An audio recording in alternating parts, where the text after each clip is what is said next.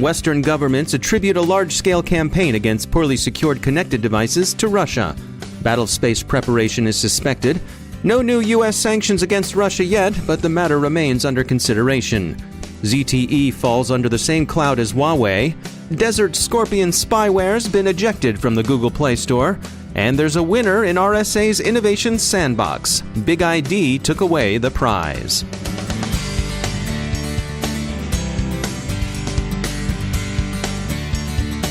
Time to share some words from our sponsor, Cylance.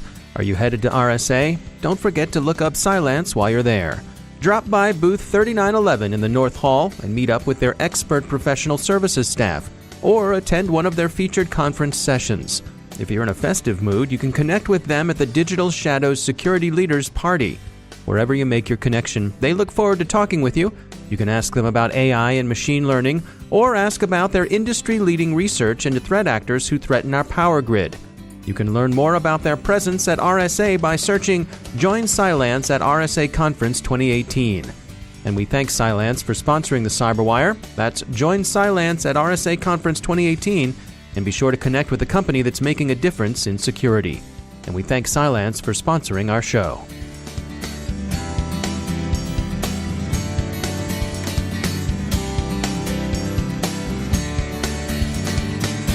Major funding for the Cyberwire podcast is provided by Cylance. Coming to you from the RSA Conference in San Francisco, I'm Dave Bittner with your Cyberwire summary for Tuesday, April 17th, 2018. The U.S., British, and Australian governments yesterday unambiguously attributed a large-scale campaign against vulnerable routers to Russian security services. U.S. CERT, in an advisory worth reading in its entirety, identified the affected systems. Quote, generic routing encapsulation, GRE-enabled devices, Cisco Smart Install, SMI-enabled devices, and Simple Network Management Protocol, SNMP-enabled network devices. These are, U.S. CERT notes, widely used by both enterprise and private individuals. Exploitation would need no 0 days. The campaign has successfully taken advantage of insecure legacy installations, beyond end-of-life systems that no longer receive patches, and other poor practices. The governments making the attribution do so at a time of markedly increased tension between Russia and Western countries.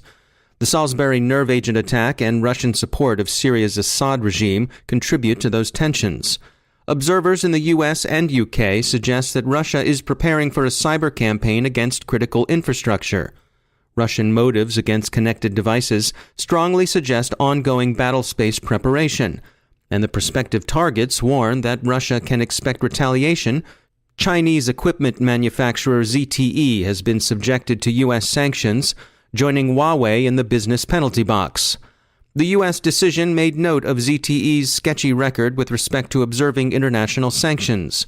The U.K. also issued warnings about Huawei devices. The British concerns were directly and explicitly addressed to security issues in the company's products. Lookout finds highly targeted Desert Scorpion surveillanceware in Google Play.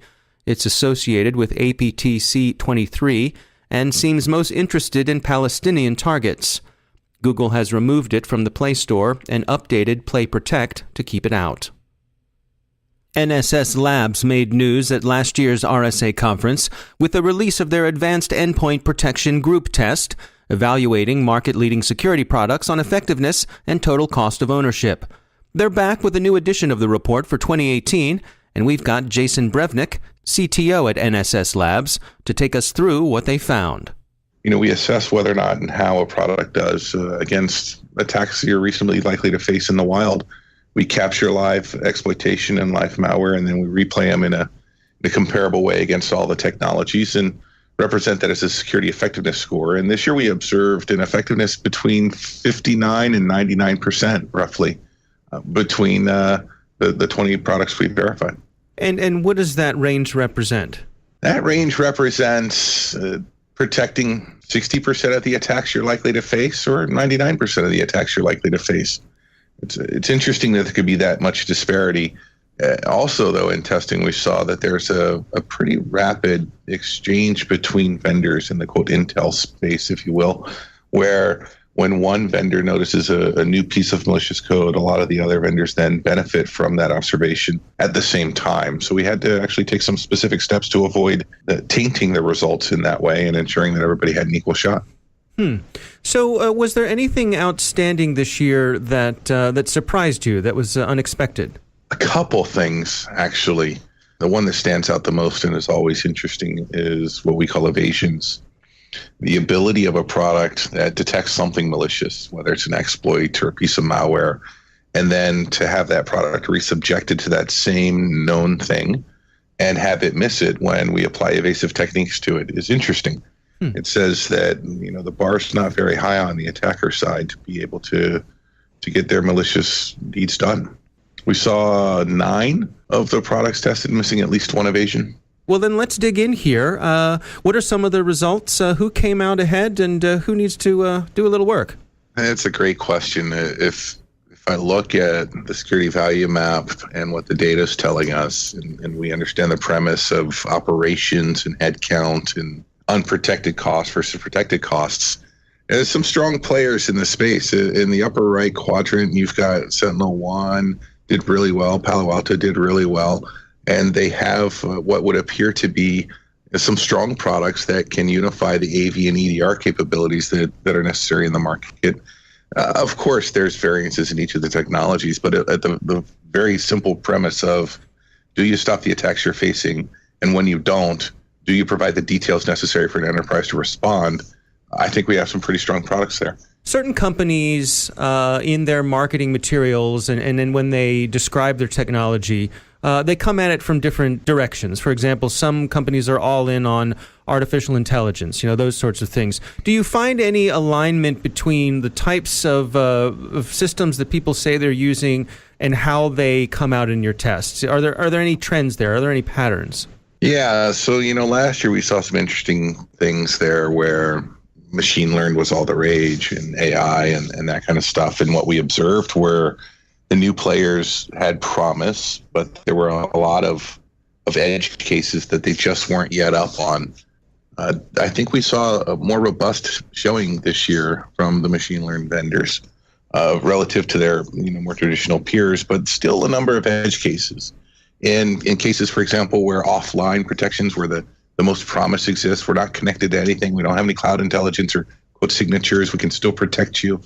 I think we saw a number of areas where that really could be summed up as we protect you from the things that we've experienced in the past, not the new creative things we're likely to experience. There's some promise certainly in that space, but I think we're not yet seeing a realization of the promise entirely. But I'm not seeing an incredible difference between the two approaches other than when you weigh the intelligence they can provide back to the enterprise in order to further action these things. The traditional vendors and the more advanced AEP vendors that have EDR-like functionality built in are providing a lot more context around the attacks they're facing than the vendors that simply make a conclusion and don't have the supporting details. And so there's a gap, I think, in the market there that shows in our scoring and representation that will be interesting. So in terms of recommendations for those folks who are out there shopping for these technologies, based on the results that you've seen, do you have any guidance for how people should go about looking for what's right for them? Certainly. There's a number of strong products that made recommended in our testing. Beyond having been validated as providing quality protections and insight and visibility, you need to look at the ecosystem you're dealing with, manageability, agent proliferation, total cost of ownership or ROI that we represent in the testing as well, how many headcount it takes to manage it, that kind of stuff. There's a number of players, both in the traditional space where you probably have existing relationships and in the emergent space that are very strong in the endpoint realm that could probably unify your endpoint presence pretty well. I think that should be a consideration for anybody that's today looking at defending, the enterprise holistically and looking to have a leg up on the ability to respond quickly to an emergent attack. That's Jason Brvenik from NSS Labs. You can find their complete Advanced Endpoint Protection group test on their website. RSA is in full swing today as keynotes begin at the Moscone Center. Yesterday's highlight was the Innovation Sandbox, in which 10 of the most interesting startups in the sector competed for recognition. 2 finalists were selected from the field. One was Fortinix, whose runtime encryption protects data in use and thus offers cloud users a trusted enclave. Applications run inside a secure envelope that travels with the app wherever it moves. The other finalist was BigID, which offers a solution to a range of privacy challenges by identifying personal data, correlating it with persons, and placing that data in context. The judges finally selected BigID as the winner. The topicality of the challenges the company addresses and those challenges' attendant market needs carried the day. Privacy rights are in the forefront of most enterprises' concerns, especially, if you'll forgive us for reminding you again of something you already know, with the full implementation of the European Union's General Data Protection Regulation, GDPR, just a month and change away. As BigID pointed out in their presentation, rights adhere to persons, and if you can't associate the data with the people, you can't really protect their rights to that data. Most Innovation Sandbox finalists have over the years compiled impressive records in the market. Success has by no means been confined to the winners, so it's worth giving another look to all of 2018's finalists: Alcavio, Awake, BigID, Blue Vector, CyberGRX, Hysolate, Refirm Labs, ShieldX, and StackRox. We'll have continuing coverage of the RSA conference throughout the week. If you'll be at San Francisco's Moscone Center this week, stop by and say hello to the CyberWire team. We'll be at the Akamai booth, 3625 in the North Hall. We hope to see you there, and we thank Akamai for their hospitality. And finally, a musical note. All of the Innovation Sandbox finalists came to the stage to walk-up music of their own selection, and we always look forward to their stylings. Yet no one this year, or to our knowledge ever, have chosen Metallica's Enter the Sandman, despite its excellent track record introducing Mariano Rivera when he emerged from the Yankees bullpen to shut down some hapless opposition. The absence of Enter the Sandman from the Sandbox is curious, and would seem to stand in need of explanation. And joining me once again is Justin Harvey. He's the Global Incident Response Leader at Accenture. Justin, nice to connect here at RSA in person. Hi, it's great to be here, Dave. We are really excited to be here to talk to you about the 2018 Accenture Security Cyber Resilience Report. We get asked all the time, what is happening in our industry, not only from a cybersecurity perspective, but from a business perspective. And not only that, I think probably the number one question that we field from our CISOs and from the C-suite and boards is, how are we doing versus everyone else in our insights and the way that we are conducting and building our cybersecurity programs? So today, I brought with me Ryan LaSalle. Ryan LaSalle is the Global Managing Director for Accenture Security Strategy and Growth. And this, I'm really proud that he's here with us because this is the second year that we've been doing this report, and it's got a lot of great insights. All right. Well, Ryan, welcome. Why don't we just start off? Why don't you take us through some of the highlights of what you found in this report? When we did this we launched this last year, we started with about 2,000 security leaders across several different countries. And this year, we're pretty excited because we've expanded that to 4,600 security leaders in companies over $1 billion across 15 countries. And what we saw in the changes from last year has really been the start of a return on the investment that people are making in security. We've seen dramatic improvements across several different areas of performance in security. We've seen improved detection rates. We've seen improved defensive effectiveness from many of these organizations. And we're seeing that on average, the time to detection is getting better and better. There's still some areas to address. I think many organizations see that they need to continue to invest, and almost 40% of the companies surveyed are planning to significantly or up to double their security investment next year. We see that there's a path, though, towards getting to a steady state in security. And the last thing I'll say is we've also noticed that there's a bit of a disconnect between where organizations are investing and their priorities and their adoption of what I'd consider innovative and breakthrough technologies. Describe to me, what do you mean by that disconnect? How is that playing out? Well, only about 40% of the companies we surveyed are investing in capabilities like artificial intelligence, machine learning, blockchain, and some of the kind of bedrock stuff that we see in the market and security as being innovative and transformative to how organizations can improve their defenses. But we also see that many organizations are expecting that their providers are doing that for them as well. So we see that's going to be one of the ways that the other 60% start to achieve some of those outcomes. So, Ryan, I think one of the things that stands out about this report is that there is actually, as you look forward, there's some good news here. There's some reason to be hopeful. Yeah, I think that is a very positive sign that we picked up in this report in our research. One of the key insights we saw was, given the performance improvements we've seen over year and the way that organizations have tackled the critical cybersecurity capabilities they need to be effective, we see that in about 2 or 3 years, many organizations will be at a point where it won't require stair-step increases in security budgets to achieve the capabilities that they need to get good at. They'll be able to get to almost a steady state in their operations where they can innovate within their budgets and investments. And I think one of the reasons that's happened is one of the big changes we saw from last year was almost twice as many organizations have had their security budgets authorized and directed by their board or CEO. So now that CISO has a direct line of communication up to the part of the organization that is most determined to manage risk, and they are able to be more effective in their spend and in business adoption of the kind of behaviors and capabilities they need to be successful. Justin, the report has some practical steps here, some advice for reaching resiliency. Can you take us through those steps?